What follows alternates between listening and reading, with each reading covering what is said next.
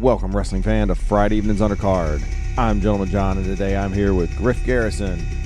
Griff has worked all around the Southeast for Anarchy Wrestling in Georgia, Southern Fried Championship Wrestling, Firestar, and AML. He's also worked several shows for Ring of Honor, including one at the famed ECW Arena in Philadelphia. Here, Griff talks about differences in working local shows and working for Ring of Honor, winning the Firestar Championship in an Ironman match, and a major health scare from 2 years ago. Now, on to the interview that we recorded a few days ago.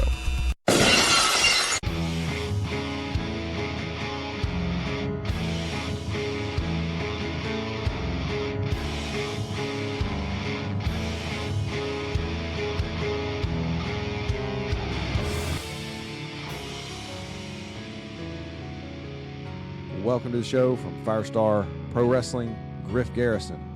How you doing this evening? I'm doing well, man. How you doing? I'm having a great day. It's later in the evening, so we're kind of winding down for the day, getting everything going on. Getting ready for bedtime. Yeah. I tell you, you said you had some classes today. Yeah. I had a psychology class and a anatomy class. Okay. Yeah. Do you go to UNC Greensboro? I go to Guilford College. Okay, Guilford College. Right on. Yeah, in my last year there. Okay, getting ready to graduate. Are you graduating this December or in May? I'll be graduating in May. Okay, graduating in May. Mm-hmm. Then after that, you're going to try to be a full-time wrestler or trying to go a different route? Well, that's the plan right now. I'm currently, I'm in school like you guys know, but I also work a little bit on the side at 1-800 Radiator in Greensboro. But I think once college wraps up, I'm really going to be trying to hit it hard in the wrestling business. I'm going to try to. I want that to be my full-time job. Okay, and so just a note about how we got together for this interview. I met you at Wrestle Revival. That's the biggest show of the year for Firestar. You guys had about 500 people there. Walk us through what you did at that show. Well, I got there and it's been a while since I've seen some of the Firestar guys because me and Marcus, we're a tag team now, and we travel a lot. We go everywhere on the weekends, mainly Georgia. Sometimes we'll do Ring of Honor shows, but it was really great to catch up with some of the guys I haven't seen in a while. And then I got to be the surprise partner, the mystery partner, with TDT and Big Bite Martinez, which was fun because TDT and Big Bite, they're longtime friends of mine. They've been there since the start, and it was cool just to team up with them to take on some guys that are new and show them outside the Pink Gang. That's who they were. I thought that was a very good match. It was very physical. The Pink Gang surprised me with how well their intensity was, and how just intense and everything they were. In the end, we came out with the win, and that's all it's about. So. And then you also ended up in the Battle Royal, didn't you? Yes. I was in the Battle Royal. Marcus Cross was actually in it too. He asked me if I wanted to be in it. So I was like, I'll go back out there. Try to see if I can become a number one contender. But that didn't work out. And then my buddy Marcus, he was in the top. I think he was in the final 3 or 4. He got eliminated by J.D. Drake. That then Cam Carter had a good little show in there. I went back for a little while. So that was very entertaining. Yeah, that was a good match. So that was your first match back with Firestar for a while? Yeah, that was my first match back for at least a few months. I haven't been there in quite a while. Where you been working in the interim period? I mean, I know you kind of said Georgia, but if somebody wanted to go sort of look you up, I mean, where could they find your matches online? Anarchy Wrestling. They're based out of Cornelia, Georgia, and Southern Fried Championship Wrestling. They're based out of Monroe, Georgia. And then every now and then we'll do the Ring of Honor shows, like we did one in Atlanta about a month ago. I think, close to a month ago. And then we have November 2nd is our next date in Pittsburgh, and then we have one December 15th in Philadelphia. Okay, so October and December you're working again with Ring of Honor. You said Pittsburgh and Philly? No, November the 2nd. I'm sorry. I think I meant to say November the 2nd if I said October for Pittsburgh. And then December the 15th is Philadelphia. Okay, good deal. And is that going to be in the old ECW arena? Is that where they're running in Philly? Yeah. So it was, we actually went up there earlier this year. I was earlier on this summer, about a month ago. And then the one in Philly was I think it was a couple months ago, but we did the 300 arena. It was really cool to go in the arena and just, like, you could feel the vibe. It was just so cool because, there's so many legends that worked in that arena, and going in the bathroom and seeing painting on the wall and everything. It was just really neat, painting in the bathroom and get to take a picture of it. So I'm excited to go back to Philly this year and at the 2300 Arena. That was special. Yeah, I went to a show at the 2300 earlier this year, but it was an Impact show. It was like Tommy Dreamer's House of Hardcore. And yeah, you're right, man. That's a really cool building to be in just because of so much history around it. All right. So, how did you get started with Firestar? Firestar. Oh, I've told this story a lot. But anyway, me and Mark have been long time friends. We were since middle school. We were the Yellow Boys. That's a long story, but we're not getting all that. But anyway, we were. He had a trampoline at his house, right? And you know what they say, the WWE advertisements. Please do not try this at home. Well, we tried it at home, and we did all the moves and stuff. And he used to be the big boy that slammed me because we were the same size, and I used to do all the flippy stuff. But anyway, one night we were wrestling probably all day, and we stayed out till probably 3 or 4 in the morning, just doing wrestling moves and studying it on our phones and watching it. We were like, let's just do this for real. And so we went inside and we actually Googled pro wrestling schools near us, thinking that I doubt there's going to be, anything near here. I mean, because literally 3 years ago, the only wrestling we thought there was WWE, and we'd always ask each other, "Well, how do you get there?" And that's the only wrestling promotion. And then come to find out, there's hundreds of wrestling promotions in North Carolina, and the first one that popped up was Firestar Pro Wrestling. So we clicked on it. Um, LeBron was the first person that popped up, and we shot him an email. Me and him both shot him an email back to back right there. He emailed us back the next day, I believe, and he said, "Just come to training and see what we're about and everything." And we got there, right, and we were just expecting to, just watch because there was about 2 or 3 people there. I think LeBron was there, and I think Cam Carter was there, and one other person I can't forget. I can't remember. I'm sorry, but anyway, we were just sitting there watching, and he asked us if we wanted to get in the ring, and we were like, yeah, of course, like that. This is so cool, because like we've never seen or we've never been inside of a ring before. Like we've never felt the ropes, we never felt, the canvas, how hard it was. So I mean, it was cool, and like he let us, bump and everything, and that was just really cool, being able to be in the ring. And that I just felt that was like a little goal achieved in mine, that I got to step foot inside of a pro wrestling ring. And how did the training progress from there? It was great. That right around that time is when me and Marcus both graduated from high school. We graduated from North Davidson High School, and he went to community college and still worked on the side, and I had just moved into Guilford College. So he still, and we lived in the same neighborhood, by the way, before I moved out. But he would drive about 45 minutes almost every day, like probably 4 or 5 times a week, and I'd meet him there. But I had a lot shorter of a drive because I just came from right down the road. But I mean, we would stay there. I mean, till about 1 or 2 in the morning sometimes, and we'd go and get private sessions with him, like just me and LeBron. Sometimes just me, Marcus, and LeBron. But yeah, we graduated. I think what you have to do to graduate, you have to pass a written test, and then you have to have 3 matches that he approves of. And after that, you get to graduate. And I want to say we graduated around December of that year, 2016, or January of 2017. So in about 6 or 7 months. So that was really cool. And then we started doing a lot more shows with them, and then we started getting out more and started doing shows down near the beach in North Carolina. So it was going well and everything. And then I got linked up with this one guy's name's Bill Behrens, and that's pretty much who Marcus and I, kind of go through now. So, And obviously, both of you ended up being the Firestar champions. So, I mean, you were the face of the promotion, each of you, for a little while.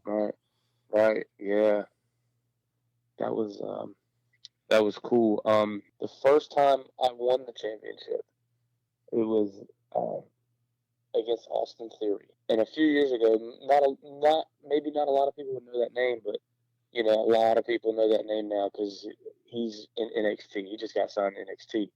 So it was let me think. It was about a year and a half ago. It was in March when I wrestled him, and it's just the charisma he has, and just like his personality, and he's just super talented in the ring. It was insane. It was awesome being able to work him, and the way he put matches together, and the psychology behind it, the way he thought. It just honestly, I just felt like I got up so much better just in that one day, just from listening to him talk, and listening to him put together a match, and so that was really cool.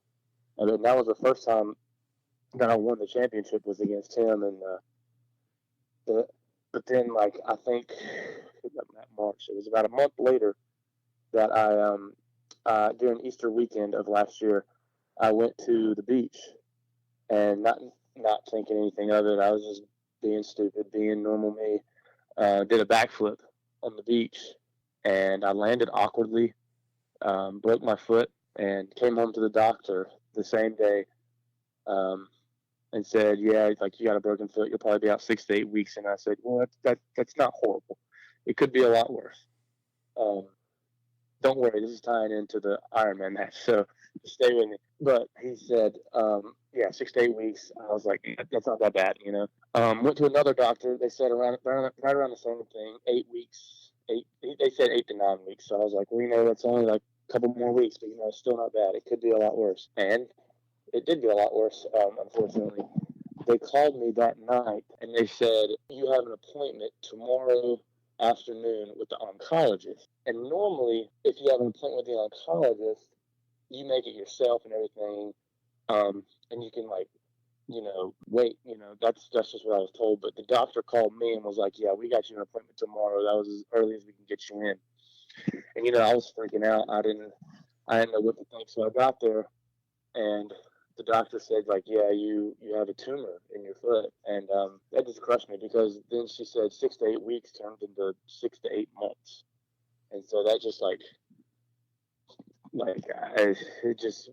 was upset. I didn't know how to feel and everything. And so they got the tumor out. It wasn't cancer, so it was benign. So that was a good thing. And that surgery was April 12th of 2018. So I had to relinquish the title, the title that I won against Austin Theory. A month later, I didn't even get to defend it, not once. Fast forward, Wrestle Revival of not this past year, but the last year, main event, Marcus Cross, the champion, LeBron Cozone, and I just so happened to be in LeBron Cozone's corner, and I came out on crutches, and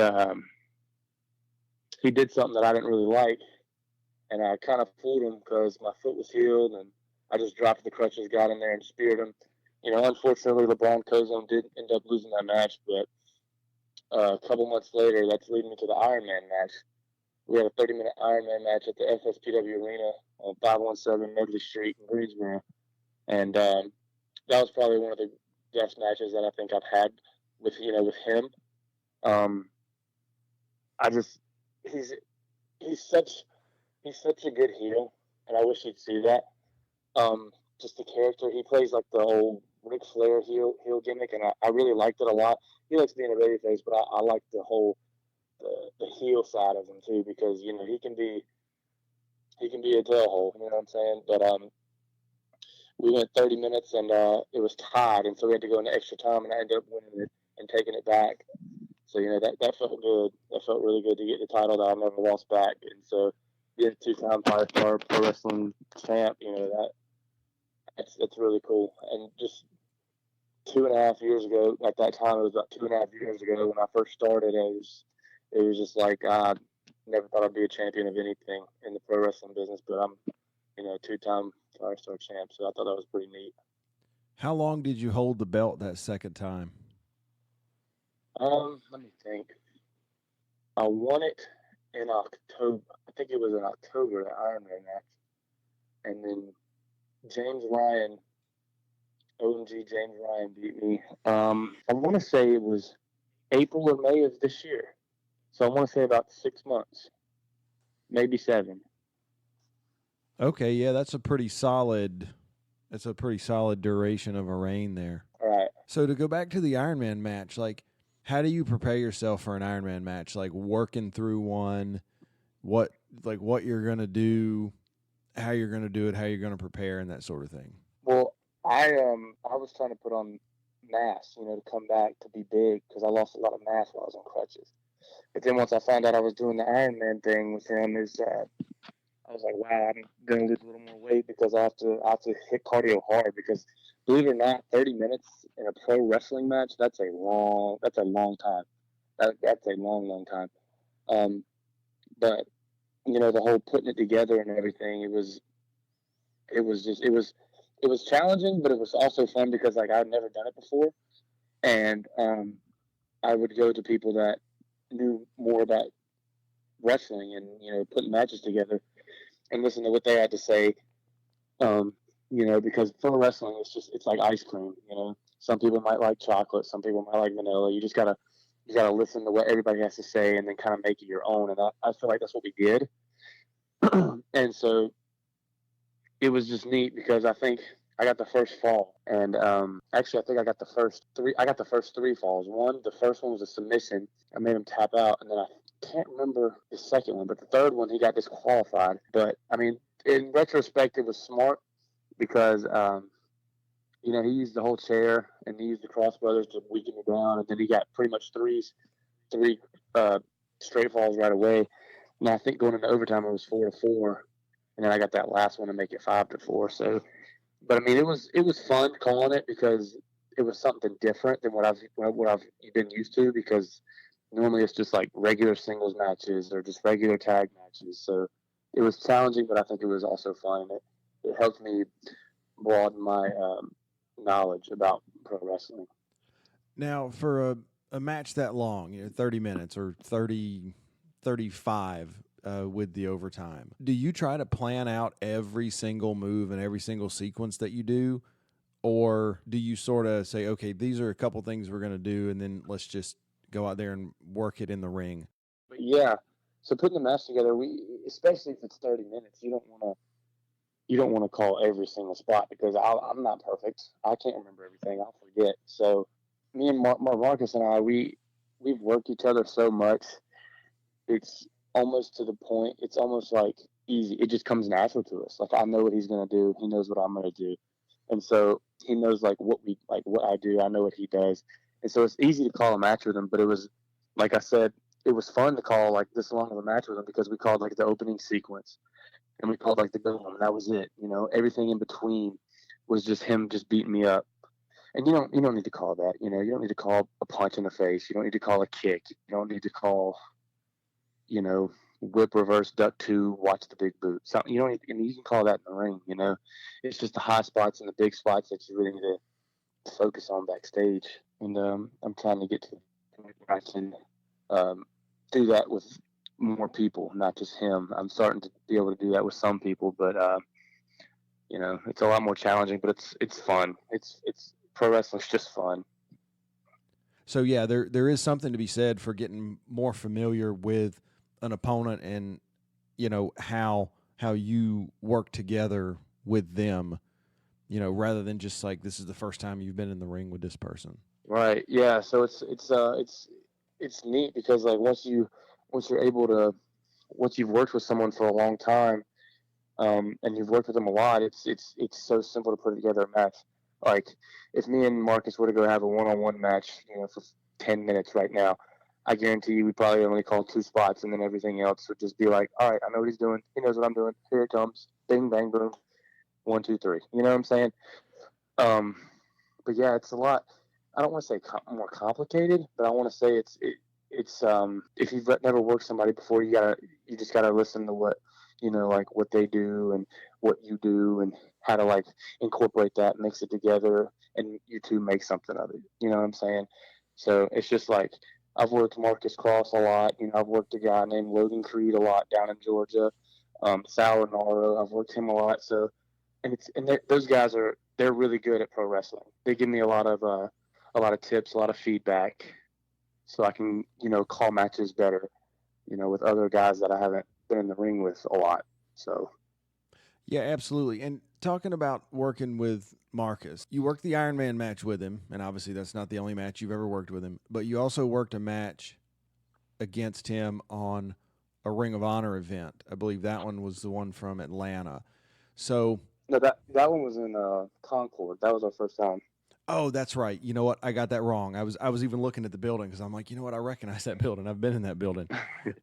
Yeah. That's right. That was the one at the Cabarrus Arena. So apart from it being an Ironman match, talk about like the differences in how, I guess, the production of the match goes, going from Firestar to Ring of Honor, which in 2018, I mean, I think that was they were legitimately the number 2 wrestling company in the U.S. Yeah, man. That was like, so calling the match wasn't a problem. We knew what we wanted to do.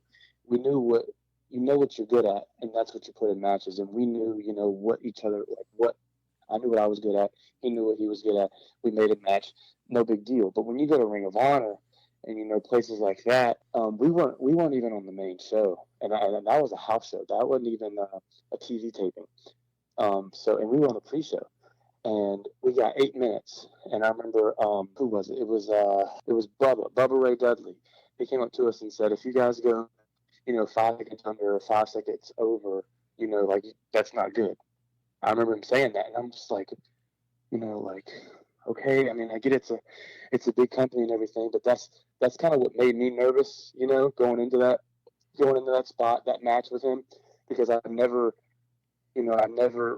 even thought about going over. Like, I would go sometimes at like a Firestar, I go a minute over and not think much of it. But like, if you go over or under 5 or 10 seconds at Ring of Honor, then you get in trouble, and you get like a stern talking to, because they're a TV company. And it was like, heck, so I can only imagine, like, I mean, I've done TV tapings for them before, but I can only imagine like someone coming in for their first time and getting thrown into a TV match or something like that, and having to be right on time. But luckily, we were right on 8 minutes. That's the time we were given, and we were, I think, 8:01, so 1 second over. But that's not too bad. But they try to like to be spot on.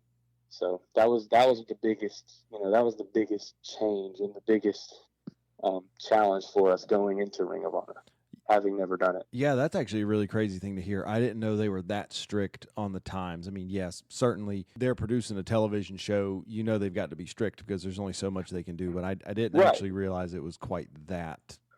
Right. rigid. Yeah. I mean, if you go 5 or 10 seconds over, it's not. I mean, it's not. It's not their fault. It's your fault. They told you what to do. So I mean, it's like they have to be strict, because you got to factor in the commercials and how long the episode is. So. Yeah, because I mean they've only got 42 minutes of television with commercials and. Right. All right, and to take it kind of all the way back to the beginning, we talked about this. You said you did the backyard stuff on your trampoline. I think pretty much everybody did that. I did that. Oh yeah, I'm sure. Do you remember seeing any like particular match on TV or live or whatever that finally just like solidified it and said, you know what, that's what I want to do? Yes, for me, it's not necessarily what made me want to do it, but it's like, well, actually, I have one of those too, but I want to tell you about this one first. The one I watched over and over, like, I had the DVD. It's from Royal Rumble 2007. It was John Cena versus Umaga in a last man standing match. And up until that point, I was on the bandwagon. I was like, yeah, pro wrestling's fake, but it's cool. I'll watch it. But then I saw John Cena start bleeding, and I saw this big 350-pound Umaga just beating the dog crap out of him. And then I saw John Cena pick up a television monitor and hit him right in the head with it. And I was like, whoa, this is really cool. And then he ended up winning by using the ropes to choke Umaga out. And I was like, that's like the coolest thing ever. I was like, there's no way you should have won. I was 9 years old at the time, so I was like, "There's no way he should have won that. John Cena's like 100 pounds less than him. There's no way." And it's like I still watch that match today. It's like, so, I mean, and that's probably one of the ones that got me, because it's like John Cena is just like the guy that I grew up loving. Of course, everybody loved John Cena.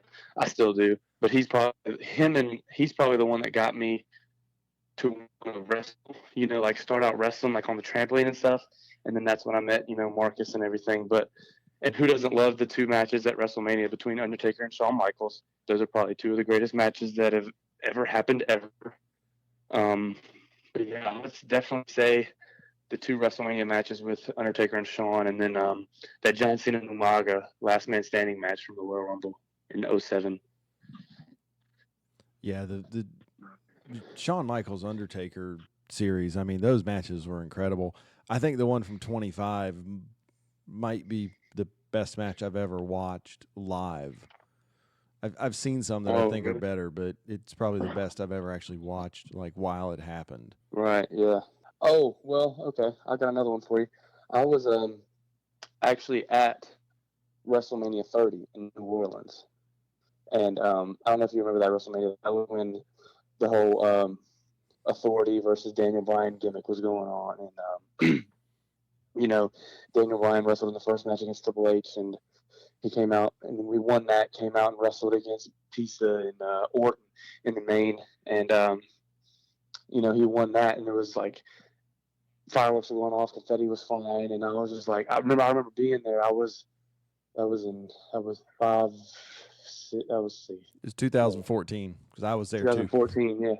That was about 5 years ago. So I was 15 or I was 16. I should be, I was 6. It was in April. So yeah, I was 16, just turned 16. And I remember thinking, like, because I got out of pro wrestling for a little bit, like when I was like,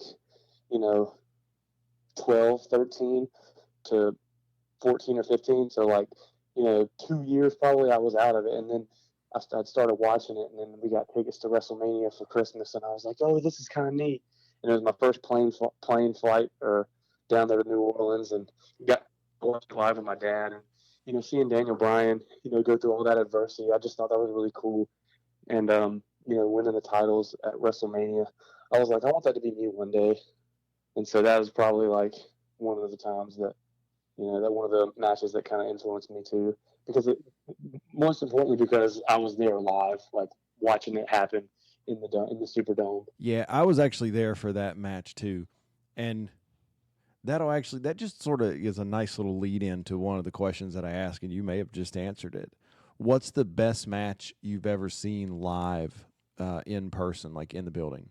Yeah, that's. I'm trying to think of like all the events I've been to. Does it have to be WWE?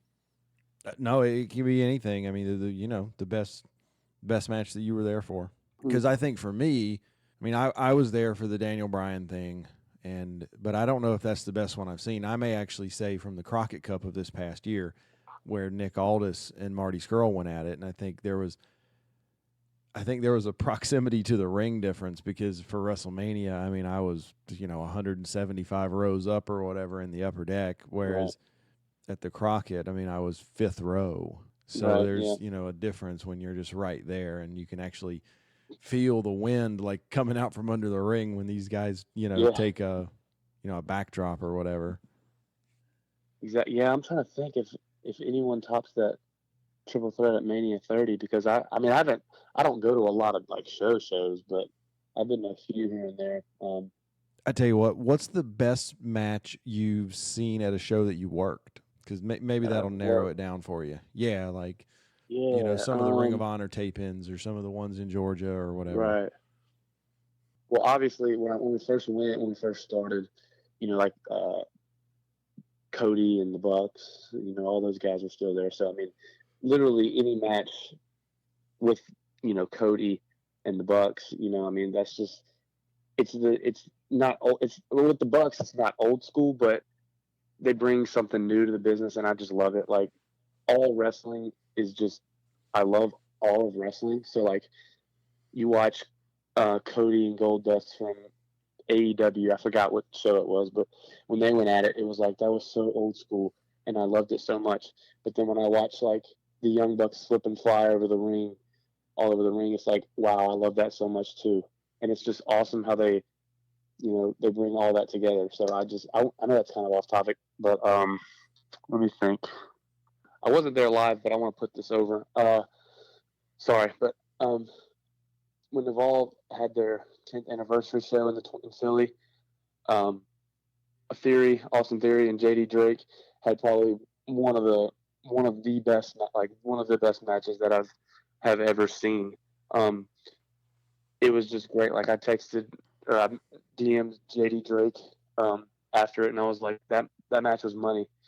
And he said, yeah, Paul Heyman approved of it, so I can retire now, or just messing around with me. But that was just a really great match. And it was cool being able to work one of them, and being close with the other one, and seeing them on the WWE Network. That was really neat. But I'm trying to think of a good one that really stuck with me. Oh, okay. Best match I've seen live. It was earlier this year, 2300 Arena, when we were in Philly for Ring of Honor. If you haven't seen it, go see it. If you have the Fight app, you can watch it now on Ring of Honor. The Briscoes versus Rush and Dragon Lee. Man, being there and watching it from the back, it was absolutely insane. It was like Rush and Dragon Lee and the Briscoes. They just had so much intensity, and the beginning sequence, they were just popping off and just going at it and everything. And it was just like the fans were just out of their seats the whole time. And think about this: it was, we were probably going on our third hour of TV taping, like third hour of that TV taping. So it was like the fans were up out of their seats, going crazy. And we're 3 hours into the show, and it's just that's probably ever since I saw that match, like that was a goal for me. Maybe have a TV match 3 hours in the Ring of Honor taping, and being able to get the crowd off their seats, and they were just so hot and electric. But yeah, if you want some good homework for a tag team match, go watch that match, because man, that one was good. All right, yeah, the Briscoes are a great tag team. I mean, they work a different style than a lot of the new teams, but yeah, they're good. Right. Yeah, that's actually one of Marcus and myself's goals, is to be able to work the Briscoes. He actually his background on his phone is a picture of him, and he said he's not going to change it until we beat them. So we'll see how long it stays there. That's great motivation there. Actually, I don't know if I've ever heard anybody doing that, but you know what? Now that I think about it, that's actually really good motivation. That's what I told him too. I was like, who knows, man? That might not be too long. Might not have to have it up there for that long. I know. Like every time you look down at your phone, be like, yep, that's what I'm working for right there. Exactly. All right. Since you mentioned the Briscoes, that's kind of one of the questions I ask everybody that comes on the show. And you can answer this either as a single or as a tag team, or you can do both. What's your pro wrestling dream match with who and where? Yeah, the tag. I'll do both. Tag Briscoes, and where? I would love to wrestle the Briscoes, of course, in Madison Square Garden, or I'd like to wrestle the Briscoes in at the Staples Center in LA, because I love LA. I don't know. The Staples Center would be crazy. So singles. Let's see. I'd love to wrestle AJ Styles. It's just being able to meet him twice. That's been really cool. But just like to see him, how he just flies around the ring, and how he's got just such great body control. With everything he does, it's mind blowing. And I think he's in his early 40s too. And it's just like, I want to be able to do that, when I'm in my 40s. And I have one more, Pete Dunne. I love everything about Pete Dunne. I mean, I love the whole joint manipulation. I love how he holds the belt in his mouth when he has a title. And it's just, watching him. I remember the first night, I remember noticing him when he wrestled Tyler Bate at that Takeover Chicago. And I've been like following him ever since, and I've been like a huge fanboy for him and everything, like a total mark, as we'd say in the wrestling business. But his match with Walter, when he lost the title, I was actually legit sad that he lost the title. Like I actually was like, no. But yeah, if I could wrestle, tag team would be the Briscoes, and then singles would be AJ Styles and Pete Dunne. Now, you mentioned that you've met AJ Styles. Now, was that at like an appearance, or was that actually backstage at one of the Ring of Honor shows or another show somewhere? Oh no! So I mentioned somebody earlier. His name's Bill Behrens, um, and he's our agent or whatever. He books us. He gets us booked for Ring of Honor and stuff like that. And he's actually AJ Styles' agent. And so the past we had at Anarchy they have a Christmas show, and it's called Christmas Chaos. I believe this year it's called Seasons Beatings. But the past two Christmases, AJ's been home, and we've actually gotten to go over to his house because Bill he takes presents to his kids. Now, were you just sort of there, or were you able to like really sit down and like, hey, how do you do this stuff? Well, the first time we visited, it was the 2017, December of 2017, and we were panicking. I remember we pulled up in Gainesville at this gas station about a mile away, and Bill was like, "All right, hop in," and we were like, "Are you serious? We're not really going this high." Like we thought he was kidding with us the whole time, but we weren't going towards like the building to wrestle that night, and we pull up, and it's just this beautiful neighborhood, beautiful house, and we go in, and he's like right there, and we're like, "Oh my God, it's AJ! He's like right there. I can see him. He's like 5 feet away from me." So that was just really cool. Like we were marking out so hard in our heads, and so that first year we were there for we weren't there long, but we didn't really get to say or ask him a whole lot because he was talking to Bill about stuff and about upcoming plans that they had for Mania that year. But I mean, we talked to him, introduced ourselves, that sort of thing, shook his hand, listened to what he had to say about stuff, and then last year we actually got to ask him a couple questions about his time in Japan, that sort of thing. So that was really neat, and his answer was like I remember Marcus asking him, "So how do you call a match with people that don't speak English in Japan?" And right away he just said, "Wrestling is its own language." And so I just thought that was kind of neat because like I'm excited to maybe hopefully go to Japan one day or somewhere and call a match with somebody that doesn't speak my language just to have that experience and be able to change stuff up on the fly if something goes not as planned. So it was cool to be able to that second year because that first year we were just so scared. And but he's off. This is off topic, but he's like a big dude. Like seeing him on TV, he doesn't look that big, but like in person, like he's stout. Like he's shorter than me. He's probably I don't know 5'10" or 5'11", but I mean he's a big dude. Like, and he's like his presence is. You would think he's like so much bigger. Like his presence is just it's mind blowing. Like, but yeah, it's really cool. I think we might be going back this year too. I'm not sure yet. I'll have to ask Bill, but yeah, like it's neat. It was a neat experience, being able to, meet him and Wendy and the kids. That's like one of the best ways you actually learn in wrestling is being able to talk to guys who've been doing it for a long time. Because obviously AJ now has been doing it for at least 20 years. Oh yeah, And I think he started in '98. Yeah, that's how you get better is you talk to these guys that have main evented. I mean, AJ's main evented in front of crowds of like 50,000 people at Wrestle Kingdom and at WrestleMania. Yeah, it's so it was really cool, man. It was probably the highlight of my life so far. All right, we'll take that to the second question. Who's your favorite person to work with, either as a partner or an opponent? Well, obviously my tag partner Marcus Cross. I love working with him. As a tag partner and singles because I mean it's so easy. It's just like I said earlier. We know what we're gonna do. But I'll take it a step further and I'll say behind him is probably like the two guys I mentioned earlier, Logan Creed and Sal Renaro.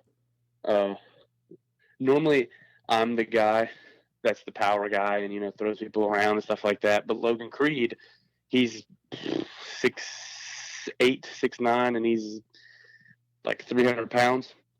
So he's a good big guy to work with, and he for a big guy, he can sell his butt off, and that's just awesome, and he doesn't, just because I'm a lot smaller than him, he doesn't really care. He still wants to have good matches. He still wants to, bump for me and sell for me. When I really appreciate that, because that's how I am.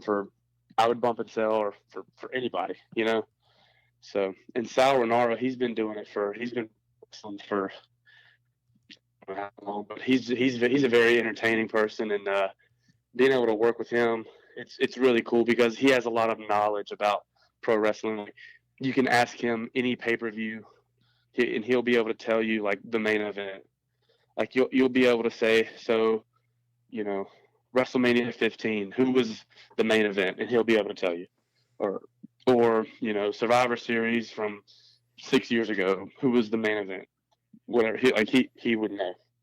So it's just like he has so much wrestling knowledge, and to be able to call a match with him, be able to talk to him about it, be able to walk through why we call each spot, it just gives me a lot more knowledge, and I really appreciate that.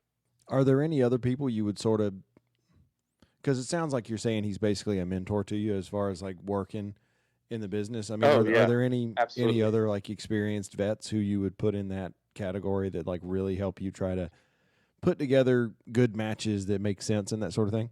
Wrestler. He was, but he's not anymore. He goes by the name of Todd Sexton, and he is actually the one who runs Southern Fried Championship Wrestling down in Monroe, Georgia. Him and probably the three biggest mentors that I've had since LeBron,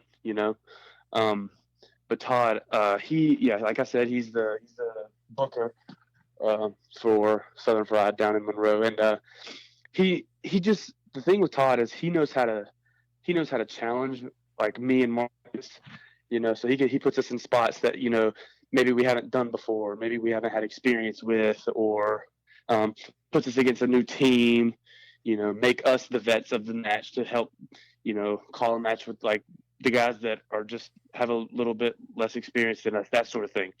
And so I really appreciate that, because it just also, like, when we're calling a match with guys that are less experienced than us, it helps us because, we can, what am I trying to say? It helps us like gain experience too, not only wrestling guys that are more experienced than us, but guys that are less experienced than us too. So I think I really appreciate that too. And like he always comes to us like, hey, you need anything, like, what's up, how you doing? He checks in on us too. So that's I'd say he's probably another mentor that I look up to in the wrestling business. So he's putting you in spots where you can be the leaders of the match, so you can learn how to lead the match rather than just be the followers of the match. Right. Well, he puts us in both. Right now, we're actually in a feud with Sal and his tag partner, Michael Stevens, or Marv, and they are a lot more experienced than us. So we like to call matches with them and see what they have to offer and stuff like that. But sometimes, on a different show, we might, just like a random show, we might work guys that just come in and that don't have as much experience than us. And we don't have a lot of experience ourselves. I mean, we're only 3 years in. Some guys only come in that might only have 2 years of experience per se. So, and he'll put us with them, and, we'll be able to call a match and see what they got and see what we got, and, put it together and make some art out of it. So, it's really cool to be able to work with guys that have more experience than you, because they teach you how to call matches with guys that have less experience than you. Right. So talking about putting matches together, this is going back to a Ring of Honor show. How do you try to work out a match with like some super heavyweights? Like I just watched the match with you and Marcus against the Bruiser and the other guy. Beer City and Brian Lonis. Yeah, I just watched that match. Yeah. So how does sort of that come together? Well, if it was us two versus them, so yeah, they're a lot bigger guys. So we tried to call the match around. Me and Marcus have both have athletic backgrounds and everything, so it makes sense for us to, use speed and everything and try to get past them and duck and jive and dodge and all that good stuff. But since they're over at Ring of Honor, they're over like Rover, and so they let us get like one high spot in on them, and then I appreciated that, and then pretty much for the most of the match, they beat on poor Marcus, and then they hit their finish on me, which is a top rope superplex and then a frog splash. So I would say, like, if you're calling matches with like super big guys like those two guys, you probably have to use your speed to get around them and stuff and that sort of thing. All right, man. Last question, then we'll wrap it up. We're getting up close to that hour mark. And you kind of already answered this, but who was your favorite wrestler when you were watching wrestling growing up? John Cena. Yeah, of course it was John Cena. Because I guess when I was a kid, I was a bandwagon, I guess. I don't know. That's what they call it. And John Cena always won, and so I would always cheer for John Cena. But I mean, who wouldn't? When you're a kid, who wouldn't cheer for John Cena? That's who they push to be the face, or who they used to push to be the face of the company, and there's nothing wrong with that, I mean, he's a good-looking dude. He can wrestle. So, I mean, of course, everybody cheers for John Cena, so that's probably my childhood. My favorite wrestler when I was growing up was him. All right. Well, we're going to wrap it up here, and I'll give you the floor, and you can say whatever you've got on your mind to the fans out there listening. All right. Well, I appreciate you having me on for the show and everything, but just wanted to say, Master Machine, Marcus Cross, and myself, we are going to be at Southern Fried Championship Wrestling this Saturday, and then at AML Wrestling, America's Most Liked Wrestling, at Central Davidson High School, the 28th of September. Both of us were excited. We're hungry. We can't wait to just keep doing more. We love wrestling. Like, that's all we talk about whenever I see him. Like I said, he lives in my neighborhood. Whenever I see him, which is like 3 or 4 times a week, we just watch wrestling, talk about how to make stuff better. And it's just, we're hungry, man. And we're coming for it. We're coming for the dream. And right now, that goal is Ring of Honor. All right, wrestling fan, you heard it straight from his mouth. Griff Garrison making a name for himself at Ring of Honor and all around the South. We appreciate all you out there listening. We'll talk to you again next time.